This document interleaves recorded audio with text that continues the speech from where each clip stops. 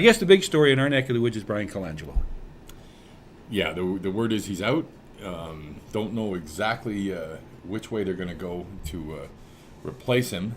Doug Smith broke the story on Friday that he had heard that the Raptors had set a deadline of Monday to decide what they were going to do. That's Smitty's not going to join us, by the way, at 8:20 this morning. No, what he said was that was part of the contract. That was the date that they had to know by that contractually with Brian Colangelo. I believe, and I'm sure Doug will tell us when we do speak to him, that over the weekend they were trying to come to grips with whatever it was, this extension, because he's going to stay with MLSE apparently.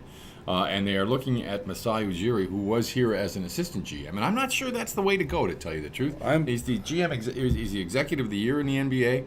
But I think if you're going to move Brian Colangelo out, you really should, I think, blow the whole basketball department up. And I don't think Ujiri would be doing that because, as I said, he was here. So I didn't tell you what I've had to say. I had my little rant on this morning, and I couldn't agree with you more. Oh, no. I'm sorry to say that. Oh, no, but what I God. said, we're going to talk to Smitty, and the times that we've had Doug on, and I don't know if he was in the last hour the last time or not, but his theory has always been Brian's got an option year to go. Right. And Dwayne Casey has got a year left to go in his contract, so give them the year together, see, what happens with it, and then if it doesn't work out this year, they both go together, you bring in a new guy and that. I mean, what happens to Dwayne Casey now? And when Brian Colangelo came in here 7 years ago, it was here in Toronto for basketball fans and non-basketball fans, it was like this stamp of approval. Yeah, he's the best guy there is out there. His dad, Jerry, of course, very involved down there in Phoenix. He grew up He owns it. Yeah, he grew up Very involved. with all of that. He came in here with this huge reputation. He was the man. We love that in Toronto when we get the top guy.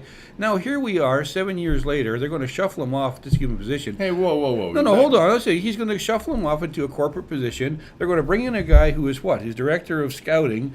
And assistant GM. And Brian's won the same executive year of the year award. I mean, this just doesn't strike me as whoa, boy. Yeah, the guy's had a great year. According to Andrew, he's done an unbelievable job, Andrew Tiziak, of attracting players to the Denver Nuggets and giving them the team that they've got. Oh, no this question. year. But now what happens to Dwayne Casey? You got a new GM coming in. You got perhaps a new coach. That happens so often, right? Well, okay. Why do you care about Dwayne Casey? Well, because, no. I don't care about Dwayne Casey. I'm talking about the team itself. Well, I mean,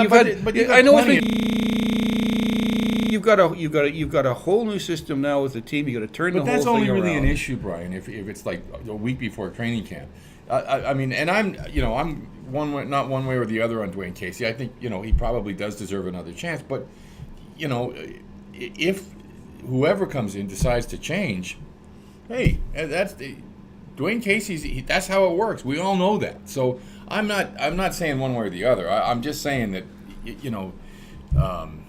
that would be the least of my concerns in making this decision. That's what I'm saying. Yeah. I don't care. In the end, that's not my decision to make. I think that this has. Look, Tim Leiweke has said he's a basketball guy. That's where he really made his bones having to do with the Lakers and so on. I think that he will get this right. That's what I think. And I think what happened here, quite frankly, Colangelo's contract stipulated yesterday as being the day. So they had to make a move one way or the other on that. It's a timing issue. They want to keep him around just for that 1 year in his contract. Believe me, he's not going to be around long term. He's a proud guy. They're going to take him away from the basketball operations completely. That just means he's working out his contract. That's all that means. So I wouldn't read any more into any of this stuff except from a timing point of view. Tim Leiweke has not yet determined the right way to go, or hasn't been able to get his ducks in a row, and so I don't see any urgency to any of this. I have trouble, because I don't really feel passionately about it, but I have trouble not thinking that perhaps Leiweke has been a little bit impatient here, because the record has just been awful and the team's been awful, ever since he got here. Yeah. So he won. But 5 years. For 5 years they've been terrible. And So it's tough. I wouldn't throw that out there to make that argument because it would make it too easy for you. I don't want you to give it an Well, easy one. I don't listen. It hasn't worked. I mean, all the stuff that the movements he made, the players. Rudy Gay might end up being a player here. There were times since when he arrived that it appeared as if he might be exactly what the doctor ordered. But then again, he may not. And what he's also done, Rudy Gay, by virtue of his contract, he's handcuffed them. They don't have a whole lot of options anymore, and that is directly on Brian Colangelo. So, there's Colangelo stays here. I think the only reason he will is because I know from all my years of dealing with him, I've never met him personally face to face, but obviously he was on a regular basis, and you get to know guys from talking to them. He's got a young family at school here. I don't know if he wants to uproot them. If that would be often family reasons or reasons why guys want to stay, but I don't think he's interested in a corporate job just being made for him to sit up there and shuffle paper. He doesn't need the money to start with, and this is what he does for a living. No, that's why I say I think don't he'll do see what this. Burke does. Thanks, but no thanks. At some point, whether he sticks around for a little while, I think more than likely he's probably agreed to be here during the transition.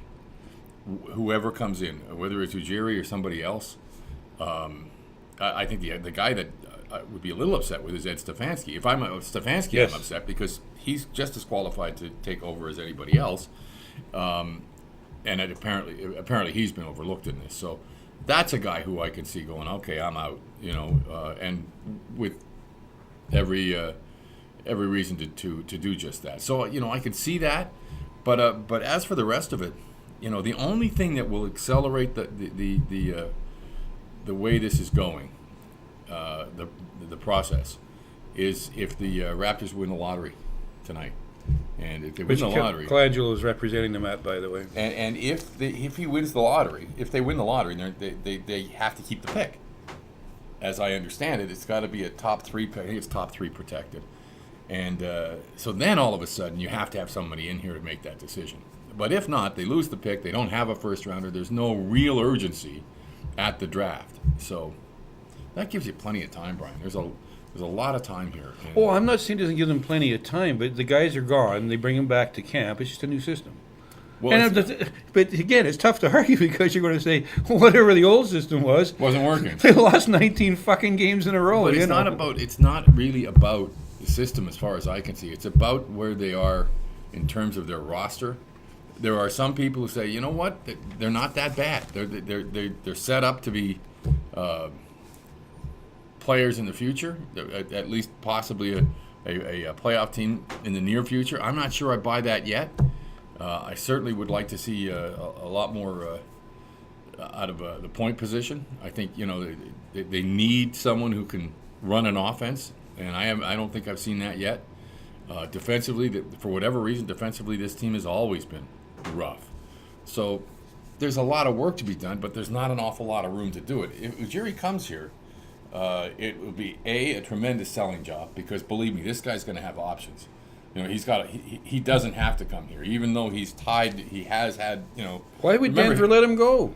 They haven't signed him. They don't have as much money to sign him as they do here in Toronto. Well, I think they'd be silly to let him go. There's no word whether he'll be available. We don't know. But the point is that this is a guy that he will have other options. And quite frankly, if I'm in the NBA, this is not a franchise I want to come to simply because Colangelo has put them into this box. They really can't do anything really substantive for a year. They can't. Nothing they can do. They're stuck. As soon as I saw that Masai Ujiri was coming here, or possibly coming here, I immediately said, "Who?" So I went to look him up, and what an interesting travel he's had in his life. He was born in Nigeria, making him Nigerian. Ended up going to university in Montana. I'm going to say there was just maybe a little bit of a difference in a lifestyle he had to learn. And he never played in the NBA, but he played that circuit over in Europe. When he played in Finland, in England, in Germany, and all around the place. So he only played there for 6 years before he landed. He's obviously got a lot on the ball, and look. One of the things that always amazes me is the smart guys usually win. The smart guys usually win. It's not an accident in any sport. If you look at teams and you look at situations, you go, you know, wow, I don't know how they're doing it, but they keep doing it. A great example in hockey is the Detroit Red Wings. They're now up 2-1 in their series. I had written them off before. I thought they weren't even going to make the playoffs. And here they are, 2 games away from beating the best team in the league all year. A big part of that is the smart guys always win. Yeah. And boy, that organization is, if there's one word you can use for them, I think smart might be it. You know, and frankly, smart has not been part of the vernacular at MLSE.